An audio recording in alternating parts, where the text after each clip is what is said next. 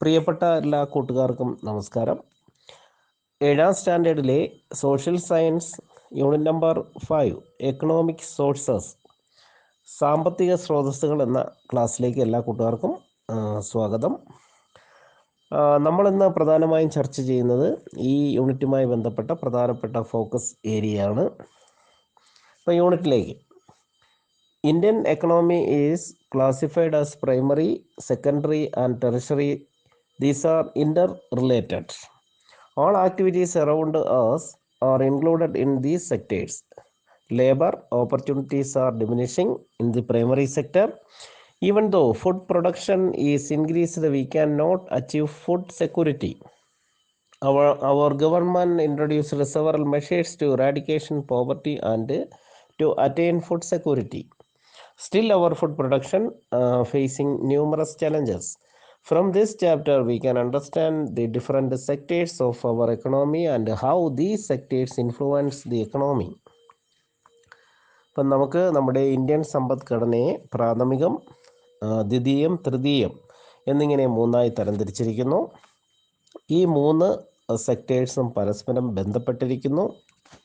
നമുക്ക് ചുറ്റും കാണുന്ന എല്ലാ തൊഴിലുകളും പ്രാഥമിക, ദ്വിതീയ, തൃതീയ മേഖലകളിൽ ഉൾപ്പെടുന്നവയാണ്. കാർഷിക മേഖല ഉൾപ്പെടുന്ന പ്രാഥമിക മേഖലയിലെ തൊഴിലവസരങ്ങൾ കുറഞ്ഞു വരുന്നതാണ് നമ്മൾ ഇപ്പോൾ നേരിടുന്ന ഏറ്റവും വലിയ പ്രതിസന്ധി. ഭക്ഷ്യോൽപാദനം കൂടിയെങ്കിലും ഭക്ഷ്യസുരക്ഷ, ഫുഡ് സെക്യൂരിറ്റി എന്ന ലക്ഷ്യത്തിൽ നാം ഇതുവരെ എത്തിയിട്ടില്ല. ഭക്ഷ്യസുരക്ഷയും ദാരിദ്ര്യ നിർമ്മാർജ്ജനവും ലക്ഷ്യമാക്കിക്കൊണ്ട് നമ്മുടെ ഗവൺമെൻറ്റുകൾ പല പദ്ധതികളും ആവിഷ്കരിച്ചിരിക്കുന്നു. എന്നിരുന്നാലും ഭക്ഷ്യോൽപാദനം പല വെല്ലുവിളികളും നേരിടുന്നുണ്ട്.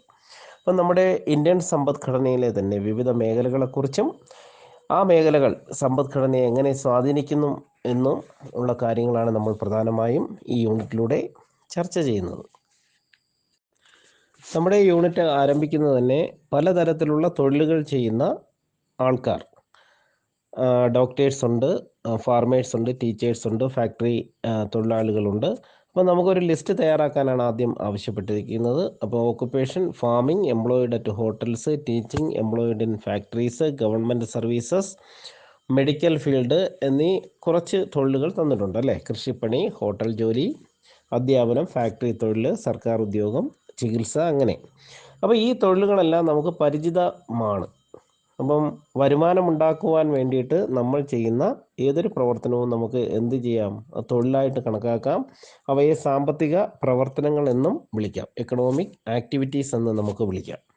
അങ്ങനെയാണെങ്കിൽ ഈ സാമ്പത്തിക പ്രവർത്തനങ്ങളിൽ ചിലത് കൃഷിയുമായി ബന്ധപ്പെട്ടതാണ്. പിന്നീട് ഏതെല്ലാം മേഖലകളുണ്ട്, ഇവിടെ തന്നെ ഉണ്ട് ഇൻഡസ്ട്രി, സർവീസസ്. ഇപ്പോൾ സെക്കൻഡ് പേജിൽ ഏറ്റവും ഇമ്പോർട്ടൻ്റ് ആയിട്ടുള്ളൊരു പാരഗ്രാഫ് ഉണ്ട്. ആ പാരഗ്രാഫ് വളരെ ഇമ്പോർട്ടൻ്റ് ആണ്, ശ്രദ്ധിക്കുക, അത് അണ്ടർലൈൻ ചെയ്യുക. The sector involving activities making direct use of natural resources is called primary sector. അപ്പോൾ പ്രാഥമിക മേഖല എന്നാൽ എന്ത്? അപ്പോൾ പ്രകൃതി വിഭവങ്ങൾ നേരിട്ട് ഉപയോഗപ്പെടുത്തി നടത്തുന്ന പ്രവർത്തനങ്ങളാണ് പ്രാഥമിക മേഖലയിൽ ഉള്ളത്. As activities related to agriculture form a major part of it, this sector is called agriculture sector. അപ്പോൾ കൃഷിക്ക് കൂടുതൽ പ്രാധാന്യം കൽപ്പിക്കുന്നതുകൊണ്ട് ഇതിനെ കാർഷിക മേഖല എന്നുകൂടി അറിയപ്പെടുന്നു. അപ്പം പ്രാഥമിക മേഖല, പ്രൈമറി സെക്ടറിൻ്റെ മറ്റൊരു പേരാണ് അഗ്രികൾച്ചറൽ സെക്ടർ. ഇനി നെക്സ്റ്റ് സെൻറ്റൻസും നമുക്ക് വേണ്ടതാണ്. There are economic activities that manufactures goods making use of the products of primary sector as the raw materials. Such activities fall under the secondary sector. അപ്പോൾ നമുക്ക് പ്രാഥമിക മേഖലയിലെ ഉൽപ്പന്നങ്ങൾ നമുക്ക് റോ മെറ്റീരിയൽസ്, അസംസ്കൃത വസ്തുവായിട്ട് ഉപയോഗിച്ച് പുതിയ ഉൽപ്പന്നങ്ങൾ ഉണ്ടാക്കുന്ന പ്രവർത്തനങ്ങൾ നടക്കുന്ന മേഖലയാണ് ദ്വിതീയ മേഖല, അതായത് രണ്ടാമത്തെ മേഖല, secondary sector. As it gives more importance to industrial activities, it is also called industrial sector. അപ്പോൾ അതിനും മറ്റൊരു പേരുണ്ട്. അതെന്താണ്? ഈ ദ്വിതീയ മേഖല വ്യവസായത്തിന് പ്രാധാന്യം കൊടുക്കുന്ന മേഖലയായതിനാൽ ഇതിനെ വ്യാവസായിക മേഖല എന്നും വിളിക്കുന്നു. ഇപ്പോൾ പ്രൈമറി സെക്ടറിനെ കാർഷിക മേഖല എന്ന് വിളിക്കുന്നു, ഇൻഡസ്ട്രിയൽ സെക്ടറിനെ വ്യാവസായിക മേഖല എന്നും വിളിക്കുന്നു. ഇനിയും അതും നമുക്ക് വേണ്ടിയതാണ്, അതും നോട്ട് ചെയ്യുക. ഇനി അടുത്തത് service sector collects and distributes products of primary and secondary sector. അടുത്ത മറ്റൊരു മേഖലയാണ് ടെറിഷറി സെക്ടർ, അതായത് സർവീസ് സെക്ടർ. അപ്പോൾ ഇവയ്ക്ക് പുറമെ നമ്മുടെ സേവന മേഖല എന്ന് ഉദ്ദേശിക്കുന്നത് വിദ്യാഭ്യാസം, ഗതാഗതം, ബാങ്ക്, IT, പിന്നെ ഹോസ്പിറ്റൽ മുതലായവയെല്ലാം സേവന മേഖലയിൽ ഉൾപ്പെടുന്നവയാണ്. അപ്പോൾ ഈ സേവന പ്രവർത്തനങ്ങളെല്ലാം ചേർന്നതാണ് ഏത് tertiary sector or service sector. Service sector includes education, transport, banking, IT, etc. Tertiary sector includes all services. It is also called service sector. അപ്പം സേവന പ്രവർത്തനങ്ങളെല്ലാം ചേർന്നതായതുകൊണ്ട് ഇതിനെ എന്ത് ചെയ്യുന്നു? സേവന മേഖല എന്നും പറയപ്പെടുന്നു. അപ്പം 3 മേഖല, സാമ്പത്തിക പ്രവർത്തനങ്ങൾക്ക് 3 മേഖലയുണ്ടെന്ന് നമുക്ക് മനസ്സിലായി. Primary sector, secondary sector, tertiary sector. Primary സെക്ടറിന് കാർഷിക മേഖലയുമായിട്ട് ബന്ധപ്പെട്ടതിനാൽ അതിനെ അഗ്രികൾച്ചർ സെക്ടർ എന്ന് പറയുന്നു. സെക്കൻഡറി സെക്ടറിനെ ഇൻഡസ്ട്രിയുമായി ബന്ധപ്പെട്ട് പ്രവർത്തിക്കുന്നതിനാൽ അതിനെ ഇൻഡസ്ട്രിയൽ സെക്ടർ എന്ന് പറയുന്നു. ടെർഷറി സെക്ടർ സേവന മേഖലയുമായി ബന്ധപ്പെട്ടതിനാൽ അതിനെ സർവീസ് സെക്ടർ എന്നും വിളിക്കപ്പെടുന്നു. അപ്പോൾ ആ ഒരു പാരഗ്രാഫ് വളരെ ഇമ്പോർട്ടൻ്റ് ആണ്, അത് നോട്ട് ചെയ്യുക. അടുത്തതായി നമുക്കൊരു പിക്ചർ തന്നിട്ടുണ്ട്. ആ പിക്ചർ സൂചിപ്പിക്കുന്നത് എന്താണെന്ന് നമുക്ക് നോക്കാം. നോക്കിയാണ്, look at the picture depicting the Inter relation among these sector. അതായത് നമ്മുടെ ഈ മേഖലകൾ പരസ്പര ബന്ധം കാണിക്കുന്ന ഒരു പിക്ചറാണ് ഇവിടെ കൊടുത്തിരിക്കുന്നത്. ഈ 3 മേഖലകളും പരസ്പര ബന്ധം ഉള്ളതാണ്. ആ പിക്ചർ നോക്കി. ഫസ്റ്റ് പ്രൈമറി സെക്ടറിൽ ഒരു കർഷകൻ കൃഷി ചെയ്യുകയാണ് അല്ലേ. അപ്പം ഏതിനു വേണ്ടിയിട്ടുള്ള കൃഷിയാണ്? അതായത് നമ്മുടെ ടെക്സ്റ്റൈൽസ്, അതായത് തുണി വ്യാപാരത്തിന് വേണ്ടിയിട്ടുള്ള റോ മെറ്റീരിയൽസ് ആയ പരുത്തി കൃഷി ചെയ്യുകയാണ് അദ്ദേഹം. എന്നിട്ട് അവിടെ നിന്ന് പരുത്തി കൃഷിയൊക്കെ ചെയ്ത് ആ പരുത്തി എങ്ങോട്ട് പോയി? സെക്കൻഡറി സെക്ടർ, അത് ഫാക്ടറിയിലേക്ക് പോകുന്നു. ഫാക്ടറിയിൽ നിന്ന് അത് ഉപയോഗിച്ച് തുണിത്തരങ്ങളെല്ലാം തയ്യാറാക്കി എങ്ങോട്ട് പോകുന്നു? ടെക്സ്റ്റൈൽസിലേക്ക് പോകുന്നു. അപ്പോൾ primary sector, secondary, tertiary. Okay, agricultural, industrial and service sector. ആ പിക്ചർ സൂചിപ്പിക്കുന്നതാണ് ഈ 3 സെക്ടേഴ്സിൻ്റെ പരസ്പര ബന്ധം. അടുത്ത നെക്സ്റ്റ് പേജിലൊരു പാരഗ്രാഫ് തന്നിട്ടുണ്ട്, അത് വളരെ ഇമ്പോർട്ടൻ്റ് ആണ്. അപ്പം നമുക്ക് CSO, central statistical office, has classified the economic activities included in the primary, secondary and tertiary sector. This is given in the following. അപ്പോൾ CSO എന്ന് പറയുമ്പോഴത്തേക്കും നമ്മൾ എന്താണ്? നമ്മുടെ സാമ്പത്തിക പ്രവർത്തനങ്ങൾ വിലയിരുത്തപ്പെടുന്ന സെൻട്രൽ സ്റ്റാറ്റിസ്റ്റിക്കൽ ഓഫീസാണ്, കേന്ദ്ര ഗവൺമെൻറ്റിൻ്റെ കീഴിലുള്ളതാണ്. ഈ നമ്മുടെ സാമ്പത്തിക പ്രവർത്തനങ്ങളെ 3ആയിട്ട് വർഗീകരിച്ചിട്ടുണ്ട്, അത് ഈ പട്ടികയിൽ കൊടുത്തിരിക്കുന്നു. ഫസ്റ്റ് പ്രൈമറി സെക്ടർ, പ്രാഥമിക മേഖല, സെക്കൻഡറി സെക്ടർ, ദ്വിതീയ മേഖല, ആൻഡ് ടെർഷറി സെക്ടർ, തൃതീയ മേഖല. അപ്പോൾ ഫസ്റ്റ് സെക്ടറിൽ തന്നെ കൊടുത്തിട്ടുണ്ട് അഗ്രികൾച്ചർ ആൻഡ് അലൈഡ് ആക്ടിവിറ്റീസ്, കൃഷിയും അനുബന്ധ പ്രവർത്തനങ്ങളും പ്രാഥമിക മേഖലയിലാണ് വരുന്നത്. പിന്നെ നമുക്ക് ഫോറസ്ട്രി കൊടുക്കാം, എന്താണ്? വനപരിപാലനം കൊടുക്കാം. പിന്നെ ഫിഷിംഗ് കൊടുക്കാം, മത്സ്യബന്ധനം കൊടുക്കാം. പിന്നെ മൈനിങ്, ഖനനം, ഇതെല്ലാം പ്രൈമറി സെക്ടറിൽ ബന്ധപ്പെടുന്നതാണ്, പ്രാഥമിക മേഖലയിൽ ബന്ധപ്പെടുന്നതാണ്. Agriculture and allied activities, forestry, fishing and mining. ഇനി സെക്കൻഡ് പേജിൽ ദ്വിതീയ മേഖല, ഇൻഡസ്ട്രിയൽ സെക്ടറാണ്. അപ്പോൾ ഫസ്റ്റ് തന്നെ industry, second generation of electricity, വൈദ്യുത ഉൽപാദനം, ആൻഡ് തേർഡ് കെട്ടിട നിർമ്മാണം, ബിൽഡിംഗ് കൺസ്ട്രക്ഷൻ. അടുത്ത തേർഡ് കോളത്തിൽ ടെർഷറി സെക്ടറിൽ ട്രേഡ്, വ്യാപാരം വരുന്നുണ്ട്. ട്രാൻസ്പോർട്ട്, ഗതാഗതം. Hotel, communications. പ്രൊക്യൂർമെൻറ്റ് മീൻസ് സംഭരണം. Banking, insurance, business, real estate, social services. അപ്പോൾ ഇതെല്ലാം ഏത് സെക്ടറിൽ വരുന്നു? സർവീസ് സെക്ടർ ഓർ ടെർഷറി സെക്ടറിൽ വരുന്നു. ഇത് CSO വർഗീകരിച്ചിരിക്കുന്നതാണ്. ഇനി എന്താണ് CSO? Central statistical office, CSO ആ കോളത്തിൽ കൊടുത്തിട്ടുണ്ട്, അതും കൂടെ നോക്കുക. And institution that works under the ministry of statistics and program implementation, MOSPI, അതായത് കേന്ദ്ര ഗവൺമെൻറ്റിൻ്റെ സ്ഥിതി വിവരണ പദ്ധതി നിർവഹണ മന്ത്രാലയം, അതിൻ്റെ കീഴിൽ പ്രവർത്തിക്കുന്ന ഒരു സ്ഥാപനമാണ് CSO. ഇമ്പോർട്ടൻറ്റ് ഫങ്ഷൻസ്, അവരുടെ പ്രധാന ചുമതലകൾ കൊടുത്തിട്ടുണ്ട്, അതുകൂടി നോട്ട് ചെയ്യുക. കോർഡിനേറ്റ് ആൻഡ് അനലൈസ് ഡാറ്റ, അതായത് സ്ഥിതി വിവര കണക്കുകളുടെ കോർഡിനേഷൻ, സംയോജനവും അതിൻ്റെ അനലൈസ്, വിശകലനവും നടത്തുന്നു. Second, collect data of all sectors and process it for planning purpose, അതായത് എല്ലാ മേഖലകളിലെയും സ്ഥിതി വിവര കണക്കുകൾ ശേഖരിച്ച് അതിൻ്റെ ആസൂത്രണ പ്രവർത്തനങ്ങൾ ഉപയോഗിക്കുന്ന തരത്തിൽ ചിട്ടപ്പെടുത്തി നൽകുന്നു. അടുത്തതായിട്ട് estimate national income using data, അതായത് സ്ഥിതിവിവര കണക്കുകൾ ഉപയോഗപ്പെടുത്തി നമ്മുടെ രാജ്യത്തിൻ്റെ തന്നെ ദേശീയ വരുമാനം കണ്ടെത്തുന്നു. ഇതാണ് നമ്മുടെ CSO ചെയ്യുന്നത്. അപ്പോൾ നമുക്ക് പ്രൈമറി, സെക്കൻഡറി, ടെർഷറി വീണ്ടും കൊടുത്തിട്ടുണ്ട്. അതിൻ്റെ ദേശീയ വരുമാനം കണ്ടെത്തുന്ന ആ ഒരു കാര്യമാണ് CSO ചെയ്യുന്നത്. അതനുസരിച്ചിട്ട് നമുക്ക് വീണ്ടും ആ ടേബിള് എന്ത് ചെയ്യുക, അത് കംപ്ലീറ്റ് ചെയ്യുക.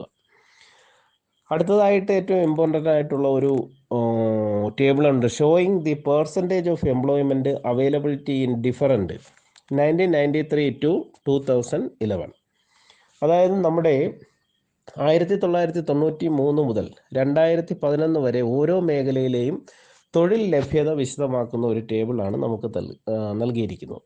1990 മുതൽ 2011 വരെ, അതായത് തൊഴിൽ ലഭ്യത, എംപ്ലോയ്മെൻറ്റ് അവൈലബിലിറ്റി.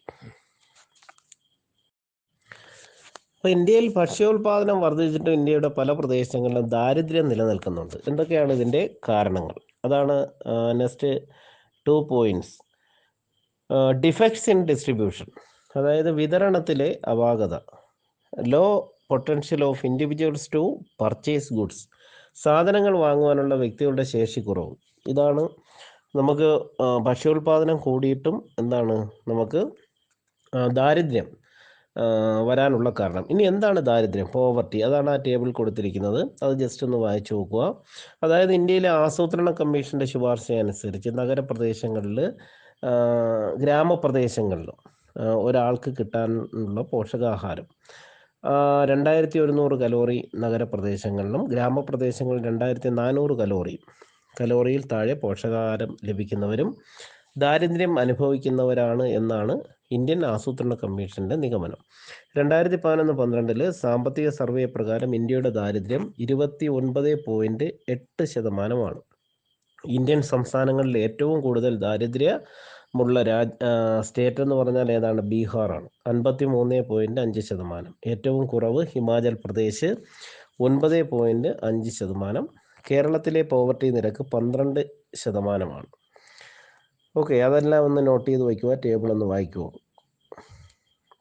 അപ്പം the percentage of poverty in India is 29.8, Bihar with the highest of 53.5%, Himachal Pradesh with the lowest of 9.5%, Kerala has A poverty rate of 12%.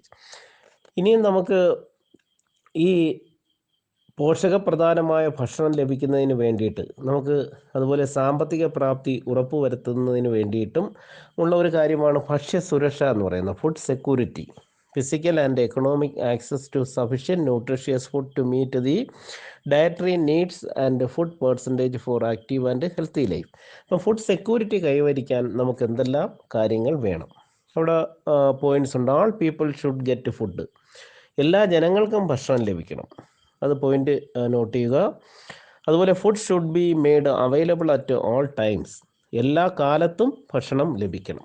ഒരിക്കൽ മാത്രമല്ല, എല്ലാ ടൈമും ഭക്ഷണം ലഭിക്കണം, എല്ലാ ജനങ്ങൾക്കും ഭക്ഷണം ലഭിക്കണം. അതുപോലെ നെക്സ്റ്റ് ഒരു പോയിൻ്റ് നമുക്ക് എഴുതാം, അവൈലബിൾ ന്യൂട്രീഷ്യസ് ഫുഡ്. ഭക്ഷണം ലഭിച്ചാൽ മാത്രം പോരാ, അത് പോഷകപ്രധാനമായ ഭക്ഷണം തന്നെ കിട്ടണം. അതുപോലെ തന്നെ affordability of food. Affordability means it means that food is with reach of every person. അതായത് ഓരോ വ്യക്തിയുടെയും അടുത്ത് തന്നെ ഭക്ഷണ സാധനങ്ങൾ ഒരുക്കുന്ന ഒരു സംവിധാനം വേണം. ഉദാഹരണത്തിന് ഇപ്പോൾ നമുക്ക് നമ്മുടെ പരിസരത്ത് തന്നെ റേഷൻ ഷോപ്പുകൾ ഉണ്ടെങ്കിൽ നമുക്ക് പെട്ടെന്ന് പോയിട്ട് അവിടെ നിന്ന് ഭക്ഷണ സാധനങ്ങളെല്ലാം വാങ്ങാൻ നമുക്ക് കഴിയും. അങ്ങനെയാണെങ്കിൽ നമുക്ക് എന്ത് പറയാം, നമ്മൾ അഫോർഡബിലിറ്റി ഓഫ് ഫുഡ്, അതായത് നമുക്ക് നമ്മുടെ പരിസരത്ത് തന്നെ ഭക്ഷണ സാധനങ്ങൾ ലഭിക്കുമെന്ന് ഉറപ്പ് നമുക്ക് ലഭിക്കാം. അങ്ങനെയാണെങ്കിൽ നമ്മൾ എന്താണ് നമുക്ക് ഭക്ഷ്യസുരക്ഷ, അതാണ് ഭക്ഷ്യസുരക്ഷ, ഭക്ഷ്യ സ്വയം പര്യാപ്തത, സെൽഫ് സഫിഷ്യൻസി ഇൻ ഫുഡ്. അപ്പോൾ ആ കോളത്തിൽ സെൽഫ് സഫിഷ്യൻസി ഇൻ ഫുഡ് ഒന്ന് നോട്ട് ചെയ്യുക. If a country is able to produce sufficient food to meet with the requirements of its people, it can be considered as self sufficient in food. അപ്പോൾ ഒരു രാജ്യത്തിന് ആവശ്യമായ ഭക്ഷ്യവസ്തുക്കൾ ആ രാജ്യത്ത് തന്നെ ഉൽപ്പാദിപ്പിക്കുവാൻ കഴിയുന്നുവെങ്കിൽ ആ രാജ്യം ഭക്ഷ്യോൽപാദനത്തിൽ സ്വയം പര്യാപ്തമാണെന്ന് നമുക്ക് പറയാം. അതാണ് സെൽഫ് സഫിഷ്യൻസി ഇൻ ഫുഡ്, ഭക്ഷ്യ സ്വയം പര്യാപ്തത. ഇനി ഈ പോവർട്ടി, അതായത് പോവർട്ടി അലിവേഷൻ പ്രോഗ്രാംസ് വളരെ ഇമ്പോർട്ടൻ്റ് ആണ്. നമുക്ക് നമ്മുടെ രാജ്യത്ത് തന്നെ ദാരിദ്ര്യ നിർമ്മാർജ്ജന പരിപാടികൾ, ദാരിദ്ര്യ നിർമ്മാർജ്ജനത്തിന് വേണ്ടിയിട്ട് ഗവൺമെൻറ് ധാരാളം പരിപാടികൾ ആസൂത്രണം ചെയ്തിട്ടുണ്ട്, നടപ്പിലാക്കി വരുന്നു. അപ്പോൾ ആ പരിപാടികൾ ഏതൊക്കെയാണെന്ന് നമുക്ക് അടുത്തതായിട്ട് നമുക്ക് നോക്കാം. അടുത്ത പോവർട്ടി എലിവേഷൻ പ്രോഗ്രാംസ്, ദാരിദ്ര്യ നിർമ്മാർജ്ജന പരിപാടിയുടെ ഭാഗമായിട്ട് കേരളത്തിൽ Kerala and the public distribution system ഉണ്ട്. കേരളത്തിലെ പൊതുവിതരണ സമ്പ്രദായം ആ ടേബിൾ നോക്കുക. പൊതുവിതരണ സമ്പ്രദായത്തിൽ ധാരാളം ഏജൻസികളുണ്ട്. അതിൻ്റെ കമ്മോഡിറ്റീസ് ആൻഡ് അവൈലബിൾ ഇമ്പോർട്ടൻ്റ് ആണ്, എക്സാമിനൊക്കെ ചോദിക്കാൻ പറ്റിയതാണ്. ഏജൻസീസ് ഇതൊക്കെയാണ്. സിവിൽ സപ്ലൈസ് ഔട്ട്ലെറ്റ് ഉണ്ട്, അതായത് പൊതുവിതരണ കേന്ദ്രങ്ങളുണ്ട്. അവിടെ നിന്ന് എന്താണ് നമുക്ക് ലഭിക്കുന്നത്? റൈസ്, വീറ്റ്, ഷുഗർ, കെറോസിൻ അല്ലേ. അപ്പം അത് റേഷൻ ഷോപ്പ് വഴിയാണ് നമുക്ക് ലഭിക്കുന്നത്.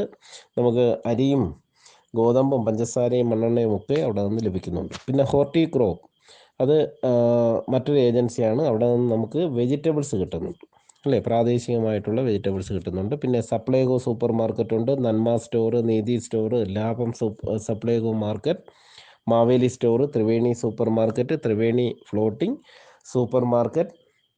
ഇതെല്ലാം നമ്മളെല്ലാം നിത്യേന സന്ദർശിക്കുന്ന സ്ഥലങ്ങളാണ്. ഇതെല്ലാം ന്യായവില ഷോപ്പുകളാണ്, ഗവൺമെൻറ്റിൻ്റെ അണ്ടർടേക്കിങ്ങിൽ നടക്കുന്ന സ്ഥാപനങ്ങളാണ്. പിന്നെ നീതി മെഡിക്കൽ സ്റ്റോറുണ്ട്. ഇവിടെ നിന്ന് എല്ലാ നിത്യോപയോഗ സാധനങ്ങളും നമുക്ക് ന്യായമായ വിലയ്ക്ക് നമുക്ക് ലഭിക്കും. ഇനിയും ചലഞ്ചസ് ടു ഫുഡ് പ്രൊഡക്ഷൻ. അപ്പോൾ നമ്മുടെ ഫുഡ് പ്രൊഡക്ഷൻ നേരിടുന്ന വെല്ലുവിളികളുണ്ട്, ഭക്ഷ്യോൽപാദനം നേരിടുന്ന വെല്ലുവിളികളുണ്ട്. ആ വെല്ലുവിളികൾ ആണ് താഴെ കൊടുത്തിരിക്കുന്നത്, വളരെ ഇമ്പോർട്ടൻ്റ് ആണ്. അവിടെ കുറച്ച് കൊളാഷ് കൊടുത്തിട്ടുണ്ട്.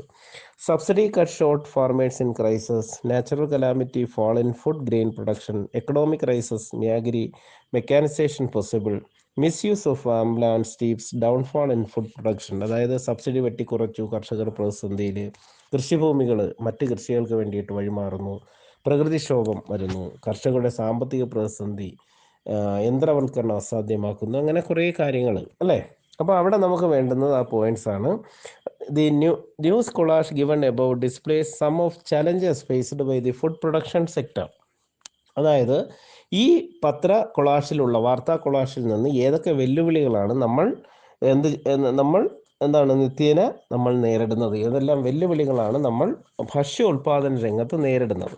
അപ്പോൾ വളരെ ഇമ്പോർട്ടൻ്റ് ആയിട്ടുള്ള കുറേ പോയിന്റ്സ് ആണ്. അത് നമുക്ക് പരീക്ഷയ്ക്കൊക്കെ ചോദിച്ചിട്ടുണ്ട്. അത് നമുക്ക് അതും കൂടെ നമുക്ക് എന്ത് ചെയ്യാം, ഒന്ന് നോട്ട് ചെയ്യാം. നോട്ട് ചെയ്തതിന് ശേഷം നമുക്ക് യൂണിറ്റ് അവസാനിപ്പിക്കാം. What are the challenges faced by the food production sector? First, crop failure due to the natural calamities. അതായത് പ്രകൃതിക്ഷോഭം മൂലമുണ്ടാകുന്ന കൃഷിനാശം ഒരു വെല്ലുവിളിയാണ്. Using agricultural land for non agricultural purposes, കൃഷിഭൂമികൾ മറ്റ് ആവശ്യങ്ങൾക്കായിട്ട് ഉപയോഗിക്കുന്നത് നേരിടുന്ന ഒരു വെല്ലുവിളിയാണ്. Reducing the rate of subsidies, government കൂടെ സബ്സിഡികൾ വെട്ടിക്കുറയ്ക്കുന്നു, അതൊരു പ്രോബ്ലമാണ്. അടുത്ത, unable to purchase agricultural machines, യന്ത്ര സാമഗ്രികൾ വാങ്ങാൻ സാധാരണ കർഷകന് പറ്റാത്തൊരവസ്ഥ. ക്ലൈമറ്റ് ചേഞ്ചസ്, കാലാവസ്ഥാ വ്യതിയാനം. കാലാവസ്ഥ എന്ന് പറയുമ്പോൾ നമുക്ക് ഇപ്പോൾ തന്നെ അറിയാം അല്ലേ, നിത്യവും മഴയാണ്. ഇത് പല കൃഷികളെയും ബാധിക്കുന്നുണ്ട്. Unable to ensure crop insurance, insurance പരിരക്ഷ ഉറപ്പാക്കാൻ സാധാരണ കർഷകർക്ക് കഴിയാറില്ല.